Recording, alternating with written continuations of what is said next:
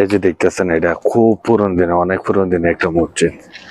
হয়তো কোনো ঐতিহ্যের কারণে মসজিদটা কোনো ভাঙে টাঙে না। না, আমি যদি আপনাদেরকে দেখেন, এই পুরো এলাকাটা দেখাই, পিছনে পুরো এলাকা অনেক উন্নত, কিন্তু মসজিদটাতে এত পুরনো, অনেক দিনে পুরনো। দেখে মসজিদের উপরে টিন, উপরে ব্লক দিয়ে রেখেছে। হয়তো প্রায় মনে হয় 100 বছর হয়তো হইতে পারে। কারণ হ্যালো এভরিওয়ান, আসসালামু আলাইকুম, ওয়েলকাম মাই নিউ ব্লগ। এখন সৌদি আরব সকাল 5:20 মতন বাজতে আছে। আমি প্রতিনিয়ত এরকম সকালবেলা হইলে একটু রাস্তা রাস্তা হাঁটি, সৌদি পরিবেশ দেখি।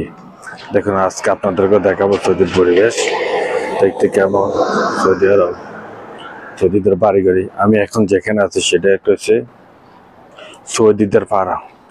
এখানে আশেপাশে যতগুলো ঘর আছে সবগুলো হচ্ছে সৌদিয়ানদের ঘর, সৌদিরা এখানে বসবাস। আর অন্যান্য এলাকায় এগুলো থাকে আবাসিক, এটা কিন্তু আবাসিক না, এটা হচ্ছে সৌদিদের নিজস্ব এলাকা। এখানে আশেপাশে যতগুলো ঘর দেখেন সবগুলো কিন্তু এটা সৌদিদের ঘর। এখানে সকালবেলা হাঁটলে একটু ভালো লাগে, কারণ সকালের পরিবেশটা নিবিড়, ঠান্ডা, অনেক ঠান্ডা থাকে। আর যদি বিকেলে হলে তো অনেক রোদ, যে মোর বালু এগুলো খুব গরম হয়ে থাকে। এরপরে সন্ধ্যা হইলেও তো হাঁটা যায় না, সারাদিনের রোদের তাপমাত্রার পর বালুগুলো গরম হইতে, আর এই জন্য হলে সন্ধ্যা হলে হাঁটা যায় না। এখানে আসার পর আমি একটা জিনিস দেখলাম, দেখেন যে আপনারা যদি খেয়াল করেন, কারণ যে আমার পিছনে যে দেখতেছেন যে মসজিদ, এটা অনেক পুরানো, আগের দিনের মসজিদ। আমি জানি না এত উন্নত হওয়ার পর কেন এই মসজিদটারে একটু উন্নত করে না বা ভাঙ্গে না, চেঞ্জ করে না। আমি আপনাদেরকে মসজিদটা দেখানোর চেষ্টা করব। এই যে দেখতেছেন, এটা খুব পুরনো দিনে, অনেক পুরনো দিনে একটা মসজিদ। হয়তো কোনো ঐতিহ্যের কারণে মসজিদটা কোনো ভাঙ্গে টাঙ্গে না। মসজিদটা এখন বন্ধ, এই কারণে আমি এটা মসজিদের ভিতরের দিক দিয়ে দেখতে পারি না। মসজিদ পুরানো দিনে হলো, এটার ভিতরে কিন্তু কেসি আছে, এদিক দিয়ে গাছ। ওইটা হচ্ছে মসজিদের সামনের গেলা।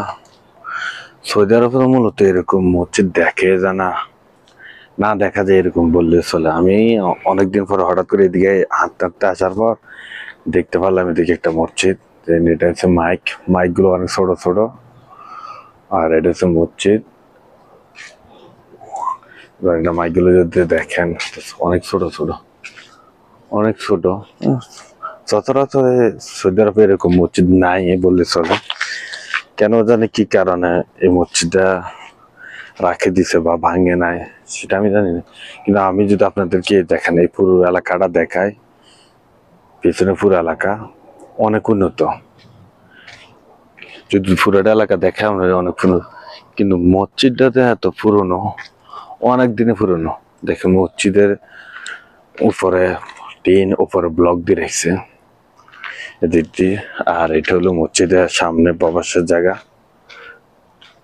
এদিক দিয়ে মসজিদের সামনে দিয়ে, এদিক দিয়ে মসজিদের ভিতরে ঢোকে। আর এদিক দিয়ে একটা পানির ট্যাঙ্কি আছে, যেখানে মানুষ ইচ্ছা করলে উজু করতে পারবো।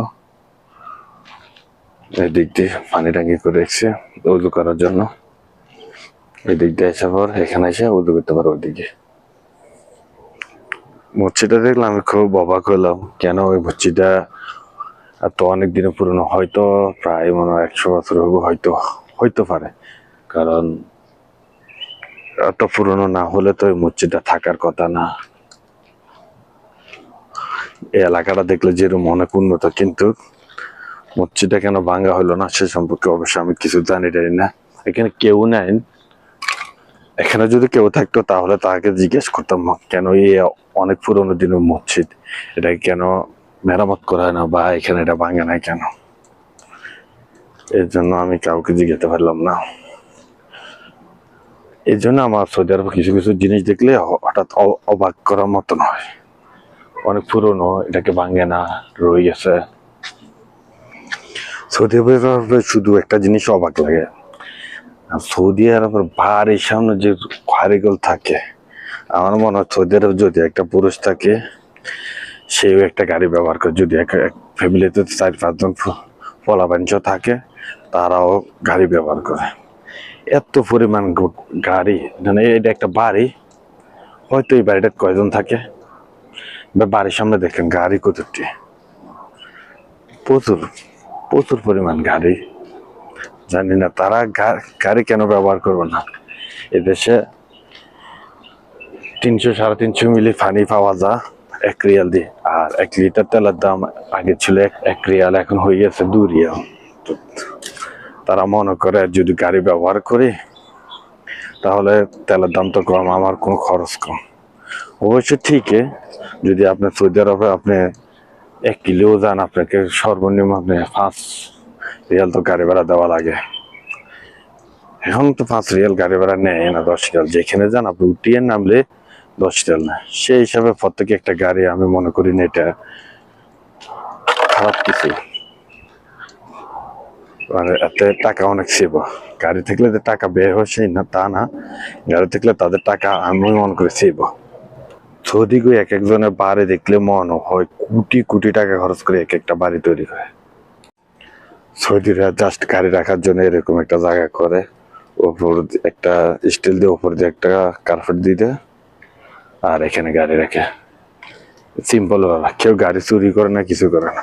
বাইরে প্রচুর পরিমাণ গাড়ি পড়ে থাকে, কেউ একটা গাড়ি চুরিও না। এই যে আমার সামনে একটা দেখতেছেন, এটা হচ্ছে এটা গাড়ি এসে এটা লয়ে যাবো। এটা উপরে তো কোনো বিল্ডিং ভাঙছে, ভাঙ্গিয়ে এখানে রাখছে।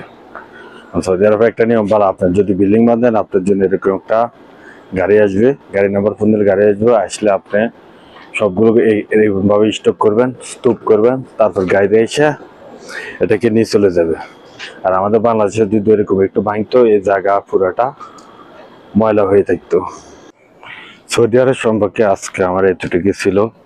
ঘুরতে ঘুরতে আপনাদেরকে যা দেখাতে পারছি, জানি না আপনাদেরকে ভিডিওটি কি ভালো লাগছে নাকি। যদি ভিডিওটি ভালো লাগলে অবশ্যই কমেন্ট বক্সে জানাবেন, ভিডিওতে একটা লাইক দিবেন, চ্যানেলটি সাবস্ক্রাইব করে রাখবেন। সৌদি আরব সম্পর্কে আমি আর আপনাদেরকে ভালো ভালো ভিডিও উপহার দেওয়ার জন্য চেষ্টা করব। ধন্যবাদ, সবাই ভালো থাকবেন।